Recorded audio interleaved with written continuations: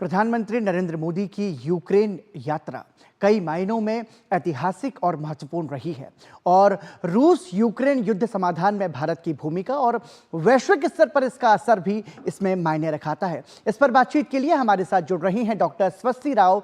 आप MPIDSA की associate fellow हैं। बहुत बहुत स्वागत डॉक्टर स्वस्ति राव आपका इस चर्चा में हमारे साथ जुड़ने के लिए। चर्चा की शुरुआत सीधे तौर पर प्रधानमंत्री के उस संदेश से, जिसमें प्रधानमंत्री जब ये कहते हैं कि हम बुद्ध की धरती से आते हैं जहां पर युद्ध का कोई स्थान नहीं है, हम महात्मा गांधी की धरती से आते हैं जिसने पूरे विश्व को शांति का संदेश दिया। प्रधानमंत्री नरेंद्र मोदी का यूक्रेन की धरती से शांति का संदेश कैसा असर डालता है वैश्विक स्तर पर? नमस्कार पराक्रम जी। और देखिए, ये जो विजिट रही है प्राइम मिनिस्टर की, ये आप समझ सकते हैं कि ये एक तरीके की अनप्रेसिडेंटेड विजिट है। जी। और अभी तक जैसे कि बहुत लोग इस बारे में नहीं जानते हैं कि यूक्रेन हमेशा से भारत के लिए इम्पोर्टेंट रहा है, लेकिन जो टेक्निकल मिलिट्री कोऑपरेशन है, जो बड़ा एक नीश विषय है, जो बड़े एक स्पेशलाइज्ड एक डोमेन का विषय है, लेकिन लार्जर फॉरेन पॉलिसी की दृष्टि से और जियोपॉलिटिक्स की दृष्टि से और हमारी जो जियोपॉलिटिकल हिस्ट्री है, उन सब की दृष्टि से ज्यादातर ऑफ कोर्स हम कहते हैं कि रशिया ही हमारा ऐतिहासिक मित्र रहा है। और रशिया के पहले सोवियत यूनियन, हालांकि इस यूक्रेन उसी सोवियत यूनियन का पार्ट था। तो अब जब से ये वॉर शुरू हुई है, तब से हो क्या रहा था पराक्रम जी, कि हम ज्यादातर इस वॉर को का जो डायनामिक है, उसमें न्यूट्रलिटी, उसमें मीडिएशन, इस तरह की सारी बातों को हम एक इंडिया रशिया बायलैटरल टाइज के लेंस से कहीं ना कहीं इस बात को हम रेखांकित कर रहे थे।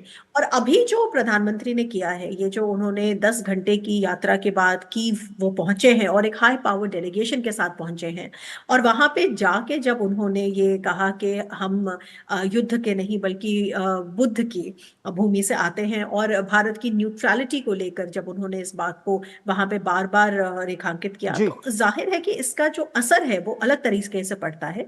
क्योंकि ये साफ साफ दिखता है कि एक ऐसा देश, भारत जैसा देश, जो कि जियोपॉलिटिकल पटल पर इंपॉर्टेंट हो रहा है, एक इंपॉर्टेंट ग्लोबल प्लेयर के रूप में उभर रहा है, एक बहुत बड़ी अर्थव्यवस्था के रूप में उभर रहा है, साउथ एशिया का डोमिनेंट प्लेयर है, ग्लोबल साउथ का लीडर है, voice of the global south है। तो इस तरह के सिविलाइजेशनल इतना बड़ा लिंकेज है। और यूक्रेन के लोग, अगर आपने देखा होगा इस बीच में इतने न्यूज इनको वीडियोस को, तो यूक्रेन में जो भारत का कल्चर है, आर्ट है, संस्कृत स्टडीज है, इंडोलॉजी, इसको लेकर बहुत क्रेज भी है।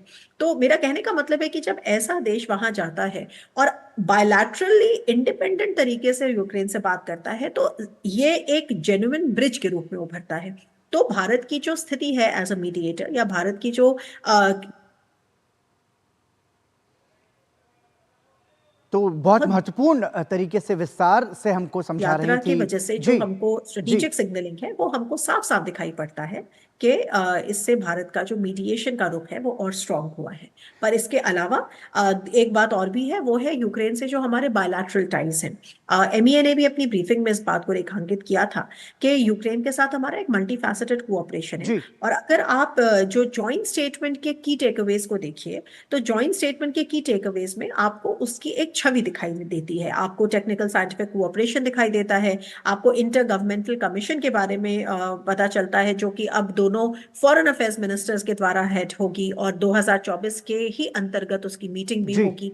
डिफेंस कोऑपरेशन के बारे में पता चलता है, जो मैं पहले भी बहुत बार बता चुकी हूँ कि डिफेंस को जब से युद्ध शुरू हुआ है रशिया और यूक्रेन के बीच में, उसके बाद से यूक्रेन के साथ जो हमारा टेक्निकल मिलिट्री कोऑपरेशन है वो क्लासिफाइड हो गया है, क्लासिफाइड कर दिया है, लेकिन वो चल रहा है अभी तक। और जो जॉइंट स्टेटमेंट में भी आप डिफेंस कोऑपरेशन का वो देखते हैं, 4 अग्रीमेंट्स हमने साइन किए हैं। यूक्रेन को ISA, जो इंटरनेशनल सोलर अलायंस है, प्रधानमंत्री बहुत बड़ा इनिशिएटिव। हाँ, तो मेरा कहने का मतलब है कि एक मीडिएटर की दृष्टि से भी हमने अपनी पोजीशन को बलवती किया है, क्योंकि कहीं ना कहीं हमने एक ब्रिज की तरह से अपनी भूमिका को बहुत अच्छे से दिखाया है। और दूसरा, बायलैटरल टाइज और नेशनल इंटरेस्ट भी हमारे यूक्रेन से है। तो एक तरह की बड़ी कॉम्प्रिहेंसिव विजिट हमको। और इसमें महत्वपूर्ण यह भी है कि प्रधानमंत्री नरेंद्र मोदी ने यह भी कहा है कि मध्यस्थता में यदि उनकी जरूरत पड़ी तो वो भी मौजूद रहने के लिए तैयार है। ये बहुत बड़ा मैसेज जाता है सिर्फ रूस और यूक्रेन को नहीं बल्कि पूरी दुनिया को। इसी के साथ आप बने रहिए हमारे साथ में स्वस्ति जी, यहां रुकेंगे एक छोटे से ब्रेक के लिए, बने रहिए हमारे साथ। भारत में सालाना हजारों लोग हाथी पांव नाम की बीमारी की चपेट में आकर जीवन भर के लिए अपाहिज हो जाते हैं। हाथी पांव एक मच्छर के काटने से फैलता है। हाथी पांव का कोई इलाज नहीं है। साल में सिर्फ एक बार सरकार द्वारा दी हुई मुफ्त दवाएं खाएं और इस बीमारी से अपने आप को और अपने परिवार को बचाएं। 10 अगस्त को हाथी पांव से बचाव की दवा अवश्य खाएं। अपने आप को और अपने परिवार को इस दर्दनाक बीमारी से बचाएं। भारत सरकार द्वारा जनहित में जारी। सुरक्षा की गारंटी हर चीज में जरूरी है, चाहे वो मुश्किल स्टंट हो या अच्छी फसल। इसीलिए ले आइए IIL के ट्रैक्टर ब्रांड का शिनबार, जो देता है सुंडी और ट्रिप से सुरक्षा की गारंटी। बात जब पीढ़ियों के लिए बनने वाले घर की हो तो जिम्मेदारी बड़ी हो जाती है। गैलेंट समझता है ये जिम्मेदारी। अब MM रिब्स के साथ गैलेंट एडवांस TMT रीबार, निर्माण का रियल हीरो। सोना सिर्फ गहना नहीं होता, कभी परंपराओं का प्रतीक, कभी पुश्तैनी पहचान, तो कभी प्यारी सी याद होती है। लाइफ में आगे बढ़ने के लिए उसी सोने से गोल्ड लोन लेने का फैसला समझदारी का होता है। मुथूट फाइनेंस ये बात समझते हैं, इसीलिए वो ईमानदारी, सच्चाई और आपके विश्वास को सबसे बढ़कर मानते हैं। दूसरा कोई करे या ना करे, मुथूट फाइनेंस ने सदियों से इस भरोसे को कायम रखा है और हमेशा रखेंगे। मुथूट फाइनेंस, सदियों का भरोसा हमेशा के लिए। इंडिया का number 1 most trusted financial services brand. तो गोल्ड लोन के लिए कॉल करें 1-800-313-1212। सर, आप बहुत लकी हैं कि आपके बेटे ने हेल्थ इंश्योरेंस और बाकी सारी फॉर्मेलिटीज टाइम से पूरी कर दी है। मेरा बेटा? तो फिर आप? पॉलिसी बाजार। क्लेम के टाइम पे हमेशा आपकी हेल्प को तैयार। पॉलिसी बाजार, 1 करोड़ का हेल्थ इंश्योरेंस सिर्फ 390 रुपए महीने से शुरू। शादी का किचन महके जहाँ, गोल्डी किचन किंग मसाले हो वहाँ। गोल्डी लाए हैं फ्रेश लॉक टेक्नोलॉजी, जो रखे मसालों को हर समय फ्रेश। एक बार फिर आपका स्वागत। आप देख रहे हैं खबर दुनिया की। हम बातचीत कर रहे हैं प्रधानमंत्री नरेंद्र मोदी की यूक्रेन दौरे की। बातचीत के लिए हमारे साथ डॉक्टर स्वस्ति रॉय जुड़ी हुई है। देखिए, प्रधानमंत्री नरेंद्र मोदी जब ये कहते हो कि किसी भी युद्ध का समाधान जो है वो संवाद से है, रणनीतिक जो डायलॉग एंड डिप्लोमेसी की जब बात प्रधानमंत्री नरेंद्र मोदी करते हो, तो कितना व्यापक असर इसका पड़ता है इस युद्ध के समाधान में आपकी नजर में?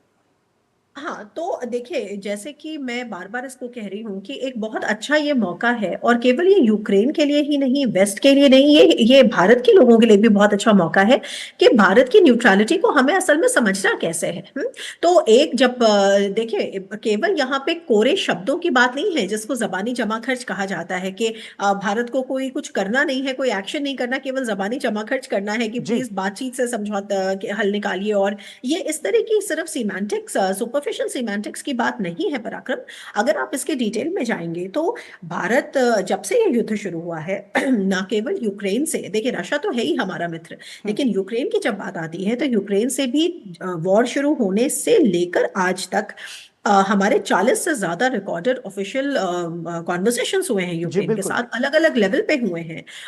यूक्रेन से 3 हाई लेवल डेलीगेशंस इंडिया आए हैं, और उन तीनों हाई लेवल डेलीगेशंस में जिसमें हाईएस्ट जो डेलीगेशन था वो दिमित्रो कुलेबा का था, जो मार्च में इस साल आया था। ऑफ कोर्स मैं तीनों डेलीगेशंस में मतलब मेरा इंटरेक्शन हुआ उन लोगों से, तो सबने भारत की इस जो कैपेसिटी को बार बार अंडरस्कोर किया कि India can play a role. और देखिए, इंडिया ने अपनी तरफ से ऐसा नहीं कि सिर्फ उन्होंने यूक्रेन से बातचीत जारी रखी, इंडिया ने इसके अलावा 17 कंसाइनमेंट भेजे हैं ह्यूमैनिटेरियन एड के। इसके अलावा जितने भी ग्लोबल पीस समिट्स हुए हैं, जो कोलैबोरेटिव पीस समिट्स हुए हैं यूक्रेन को लेकर, स्टार्टिंग फ्रॉम कोपेनहेगन, उसके बाद फिर जेद्दा सऊदी अरेबिया में, जो मेरी नजर में सबसे महत्वपूर्ण है क्योंकि उसमें श्री अजीत डोभाल गए थे, उसके बाद माल्टा में, और उसके बाद स्विट्जरलैंड में। भारत की इन चारों में एक बराबरी से भागीदारी बनी रही है। और जो स्पेशली जेद्दा में हुआ था, जिसमें श्री अजीत डोभाल गए थे, वहां पर ऐसे वर्किंग ग्रुप्स का गठन हुआ था जो स्पेसिफिक इश्यूज के अराउंड मीडिएशन या स्पेसिफिक इश्यूज के अराउंड डेवलपमेंट की बात करें। तो मैं कहना ये आपसे चाह रही हूं कि ये सिर्फ जबानी जमा खर्च की बात नहीं है कि आप बातचीत से मसला हल करिए। जब इसीलिए मैं कहती हूँ कि जो भारत की न्यूट्रलिटी है वो एक पैसिव न्यूट्रलिटी नहीं है, वो एक्टिव न्यूट्रलिटी है। तो एक्टिव होना भी उसका एक गुण है, और दूसरा वो इवॉल्विंग न्यूट्रलिटी है, और उसका व्यापक असर भी हम देख रहे हैं पूरी दुनिया में। बिल्कुल। लेकिन डॉक्टर सरस्वती, इसके साथ साथ यदि हम बात करें प्रधानमंत्री नरेंद्र मोदी के पोलैंड यात्रा की, तो वो भी अपने आप में महत्वपूर्ण रही, ऐतिहासिक रही। भारत और पोलैंड के द्विपक्षीय संबंधों को आप कैसे देखेंगी, और साथ ही साथ रक्षा के क्षेत्र में, ऊर्जा के क्षेत्र में, और जो तमाम सारे इसमें बायलैटरल जो टॉक्स हुई, उसका कितना व्यापक असर भारत की अर्थव्यवस्था के लिहाज से भी हो सकता है? बिल्कुल, देखिए पोलैंड की अगर आप जहां तक बात करें तो पोलैंड इंडिया का एक बहुत पुराना और बड़ा एक डिपेंडेबल पार्टनर है सोवियत टाइम से। पर उस वक्त यूरोपियन जियोपॉलिटिक्स का संदर्भ दूसरा था। उस वक्त पोलैंड जो है वो एक सोवियत यूनियन का सैटेलाइट स्टेट हुआ करता था, क्योंकि वॉर्सो पैक्ट का सदस्य था। तो उस जमाने का जो कोलैबोरेशन है उसको आप कंपेयर नहीं कर सकते 1990s के बाद से, जब से वहां की पूरी जो जियोपॉलिटिक्स और वहां का जो जियो स्ट्रैटेजी है वो बदल गई और पोलैंड EU का मेंबर बन गया और नेटो का मेंबर बन गया। तो अगर आप मॉडर्न जमाने की बात करें तो उस मॉडर्न जो कंटेम्प्रेरी जो कॉन्टेक्स्ट है, उस कॉन्टेक्स्ट में देखिए पोलैंड से हमारे रिश्ते बहुत अच्छे हो सकते थे। लेकिन पिछले 40 सालों में किसी प्रधानमंत्री ने इस बात को उस तरह से रेखांकित नहीं किया, उसकी महत्ता को नहीं समझा जिस तरह से प्राइम मिनिस्टर मोदी ने समझा। तो एक्चुअली मैंने इस पे जो लिखा भी है उसकी पहली लाइन ही शुरू होती है कि prime minister Modi did for India Poland ties what others couldn't do in last 40 years. तो ये सोचने वाली बात है कि प्राइम मिनिस्टर किस तरह से एक स्ट्रेटेजिक विजन के साथ आते हैं। पोलैंड के साथ हमारे डिफेंस के टाइज बहुत इंपॉर्टेंट हैं। पोलैंड के साथ हमारा व्यापार बहुत अच्छा है। जी देखिए, समय हमारे पास बहुत कम है। निश्चित रूप से आपने दोनों ही प्रधानमंत्री की दोनों देशों की यात्रा पर बहुत ही विस्तृत आपने रणनीतिक तरीके से समझाने की कोशिश की। हम उम्मीद करते हैं कि जो भारत का विश्व बंधु का संदेश है वो इसके जरिए पूरे विश्व तक पहुंचेगा। बहुत बहुत धन्यवाद इस चर्चा में हमारे साथ जुड़ने के लिए। प्रधानमंत्री नरेंद्र मोदी ने पोलैंड की यात्रा की। इस दौरान प्रधानमंत्री नरेंद्र मोदी ने पोलैंड के राष्ट्रपति आंद्रेज डूडा से भी मुलाकात की, और इसी के साथ ही हम उम्मीद करते हैं कि भारत ये बताता है, भारत का नेतृत्व जो है वो बहुत ज़्यादा व्यापक है। और खबर दुनिया की में अभी के लिए इतना ही। दीजिए अनुमति। नमस्कार।